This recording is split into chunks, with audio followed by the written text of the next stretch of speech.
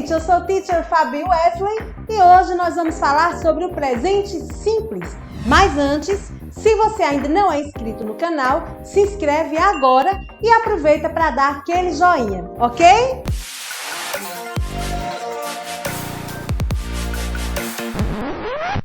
Gente, hoje tem uma dica da Teacher Franci. Vamos ouvir? Oi, Franci! E então, Fabi, conjugar o verbo em inglês é bem mais fácil do que em português. Prestem atenção. Have a good time, my angels. É isso aí! Vamos entender por que conjugar um verbo em inglês é mais fácil que conjugá-lo em português? Veja aqui! Simple Present. Simple Present é um dos tempos mais simples da língua inglesa. Então vamos atentar aqui para as regras. Primeiro passo, pessoal, o que é que você tem que entender para construir esse tempo? Conjugar um verbo no presente simples. Então, observe. Primeiro, compreenda aqui que nós temos os pronomes pessoais. I, you, he, she, it, we, you e they. E nós temos aqui o verbo work, o verbo trabalhar. Como é que eu conjugo esse verbo no presente? Você percebe a repetição? Então, o verbo ele vai ser repetido em todas as pessoas, exceto a terceira pessoa do singular. Quem é a terceira pessoa? Ele, ela, ele ou ela, né? Para coisas, objetos, como você aprendeu. Então, memoriza isso, tá? Sempre que chegar na terceira pessoa do singular, a regra vai mudar, tá? Memoriza isso, porque nós iremos utilizar até o final da aula. Percebeu aí que repetiu? Work, work, we work, you work, they work, I work, you work. Como é que eu faço isso na forma afirmativa? Como é que eu construo uma frase na forma afirmativa? Então, eu quero dizer, por exemplo, eles trabalham na fábrica. Então, eu vou utilizar aí, ó, sujeito, verbo e o complemento. Então, você tem eles trabalham na fábrica. Sempre que for fazer essa frase, uma frase vai seguir essa estrutura. Sujeito, verbo, complemento. Como é que eu faço isso na forma negativa? Na forma negativa, eu vou acrescentar um don't, que é a partículazinha que vai dizer que está negando. Então, eu tenho aí, ó, eles não trabalham na fábrica. Então, como é que vai ficar? Sujeito,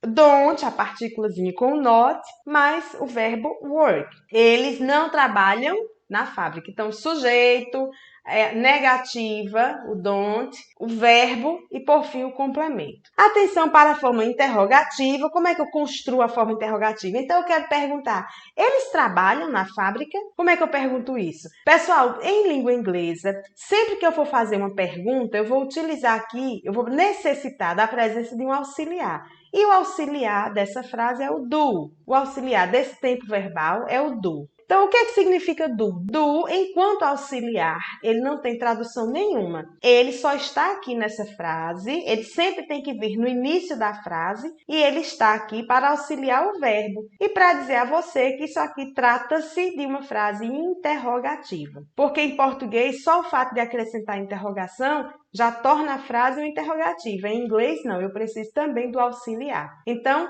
a construção fica o quê? Auxiliar do sujeito, verbo e, por fim, o complemento. Atenção para as regras da terceira pessoa do singular, que é he, she e it. Então, o que é que a regra diz? Você viu lá no início que ela tem uma exceção quando se trata de terceira pessoa. Então, sempre que eu for utilizar uma frase na afirmativa, porque essa regra ela só serve para a afirmativa, eu vou acrescentar o S no verbo. Então, eu tenho aqui o verbo work. Quando eu jogo para a terceira pessoa, vai ficar works. Então, eu tenho aqui, ó, eu trabalho, né? I work.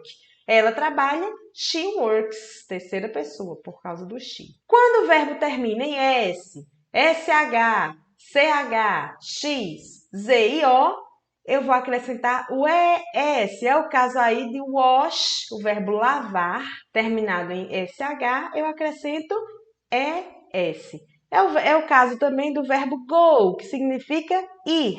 Eu acrescento ES, porque a regra diz aqui que verbos terminados em O, eu devo acrescentar ES. Então, observe. Como é que eu faço uma frase agora na afirmativa com a terceira pessoa do singular? Então, vamos entender. Isa. Isa é she, é ela.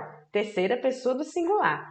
Então, o que é que a regra diz? Nós aprendemos agora que o verbo aqui, ó, ele deve sofrer uma alteração. Então, o verbo não é wash, lavar. Então, eu quero dizer que Isa lava os pratos todos os dias. Então, Isa, terceira pessoa, she, washes, ó, o verbo aí acrescido de ES, porque é o que a regra diz, complemento. Então, sujeito, verbo e complemento para a forma afirmativa. A palavra everyday é uma palavra que se destaca por ser característica desse tempo verbal. Essa ação acontece todos os dias, tá? Então, sempre que tiver everyday, é porque essa ação é um presente simples, está acontecendo aí todos os dias. Essa mesma frase aqui, como é que eu digo então que Isa não lava os pratos todos os dias? Eu quero transformar essa frase numa negativa. Então, eu vou ter aqui, ó, Isa doesn't wash the dishes every day. Então, a partículazinha da negativa vai ser doesn't,